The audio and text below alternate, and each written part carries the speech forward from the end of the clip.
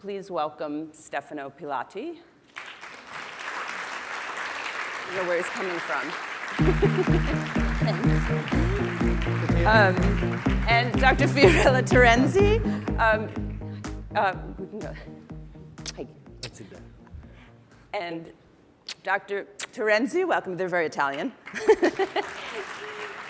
is an astrophysicist, a professor of astronomy, an author, and a recording artist with Island Records, and a pioneer in what she calls acoustic astronomy, which is a technique that she developed to convert the silent radio waves from the galaxies into sound, which she has then converted into music.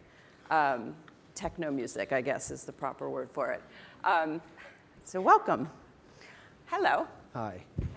So you two are very unlikely collaborators. I feel like science, particularly astrophysics, and fashion don't mix it up all that often, especially when we're not talking about developing new techniques, new fibers. So I just want to discuss with you two today sort of the value of collaborating across really what seems like disconnected fields and what this collaboration has yielded for you both. So Stefano, tell me what you're trying to do with Zegna as a brand, how you're trying to establish its kind of brand position in a way that might be different from how it was before you arrived. Well, Zegna was looking for a fashion voice, and before me, their approach to the creative process and creating the collections was very much based on marketing studies and the response to it. So in a way, let's say the upgrading that I bring to Zegna is using fashion intuitions, which are intrinsic of being a fashion designers. So what I've started with them and what intrigued me was to start a sort of an evolution of the brand instead of being radical and try to revolutionizing. So you don't want to come in and just dump this sort of fashion sensibility on a rather traditional. Absolutely, because also, you know, Zegna is a brand with more than a century of history. So analyzing the DNA and try to stay loyal to it, but at the same time evolving it, I found it much more challenging than just come in and say what's right and what's wrong. Right. You know? So I think you sort of defined a kind of territory for the brand that led you to collaborate with scientists. And so how were you envisioning this collection, the way that you wanted to tell the story of the collection and the story of the brand? How were you thinking about Zegna that led you to these scientists? Yeah, well, you know, what's interesting about the work at Zegna is that it allows me to be, in a way, more myself. In which sense? In the sense that, you know, I'm not the kind of designer that designs collection with a narrative. But at the same time, for the social media activity, for the media activity, a narrative behind the collection is important. Right. So since the beginning, what really attracted me was the muscle that in the industry of the menswear Zegna has. There are leaderships there are leaders in the menswear and it's a very strong sort of suiting businessman. Absolutely, and this formal wear, you know. So anything that has to do with the industry intrigues me, to have a sort of a narrative as a background of my collections. So, but it seems like there was this sort of balance between city and nature. Yeah. That's why I came up with the idea of having city and nature as a theme for the collection, and I associate simply city as the center of the business and the business uniform as the suit, and Zegna is very well known for a business suit. And at the same time, I associate nature with the natural fibers development that they do, with the entrepreneurial eco-sustainability activity that they have. And so putting together these two concepts visually, I found it quite poetic in a way, if I could address nature in a very sublime way. So And so that, sorry. We're going to show you a video in a minute that, that Stefano worked on with Dr. Terenzi. But so you have this idea about this kind of this video you want to make that represents the sort of the narrative that you want to tell about the brand. And how do you go from there to collaborating with scientists? I had in my research folder an article that I read about Dr. Neil deGrasse Tyson that was very interesting, because basically it was talking about science as something very sexy and entertaining. Not the way we normally think of science. Exactly, it's terribly sexy. exactly. And I kept it for years in my folders, and then I thought, well, maybe one day it will be useful. Why not try to collaborate with them? And then I went on YouTube, and I got completely fascinated by the way that Dr. Tyson expressed science to the audience, that even me, completely ignorant about it, could really understand, like question about mathematics or physics or astrophysics, philosophy. For those of you who don't know, Dr. Tyson is the director of the Hayden Planetarium in New York, and the host of a popular TV show called Cosmos. Yeah, and he wears really bright kind of exactly. ties, but but it's beautiful because it makes you question your work, and somehow you relativize all of a sudden what you're doing, knowing that we give for granted that in fashion we talk a lot about lifestyle, but actually our lifestyle is very much affected and changed and modified and better thanks to the work of scientists, and we don't necessarily think of that. Mostly we give it for granted. So do you just ring up Dr. Tyson and say, "Hi, it's Stefano. I'd like to do some art with you"? I did, and it was, when he picked up, I was quite like, now I have to do it, now I have to say it. And so I lay out a storyboard where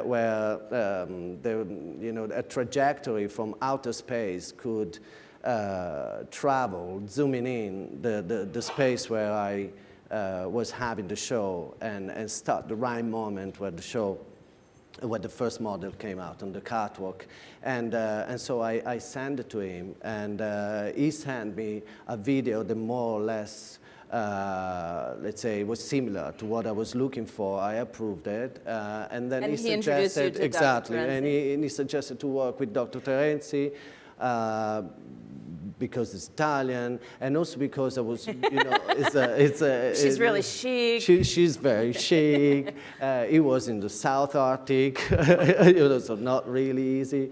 And we start to talk. So what did you think when, we'll show you the video in a second, but what did you think when Stefano called you up and said? Well, I said to myself, I can't believe it. They are looking for an astrophysicist. Big challenge, I'm up for. and so just tell us, before we watch the video, can you explain a little bit about the sound that we hear in the video? What is that sound, this acoustic astronomy? Yes, in the video, you're going to listen to the real sound of the universe. Is a technique I developed when I was doing my dissertation in San Diego, UCSD. Basically, every celestial body, galaxies, pulsar, emit radio waves. Excuse me. With the same radio waves, you can build an image, a photo. In my case, I was looking for an alternative way to represent celestial data, not through our eyes, but listening to it. So you are listening to real sound, scientific sound of space. You're going to listen to a radio galaxy, sound of Saturn, sound of Jupiter, and pay attention to the model, because they are dancing, they are walking along with the pulsar. these stars that are spinning so fast. And that's the soundtrack to the men on the catwalk. Exactly. Yeah. Fantastic. Can we roll this video? So this video, Stefano showed at the Zegna show. 16 minutes video. The 16-minute video, then they incorporated the actual fashion show itself, and then we've condensed the video to 5 minutes. Can we roll that?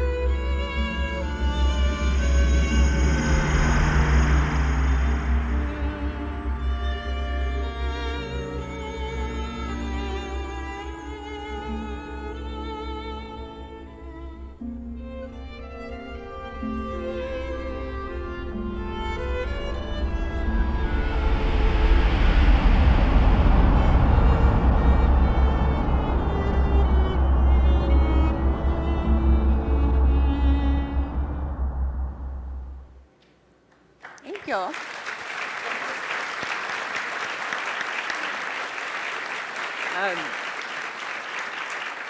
It is really beautiful, that.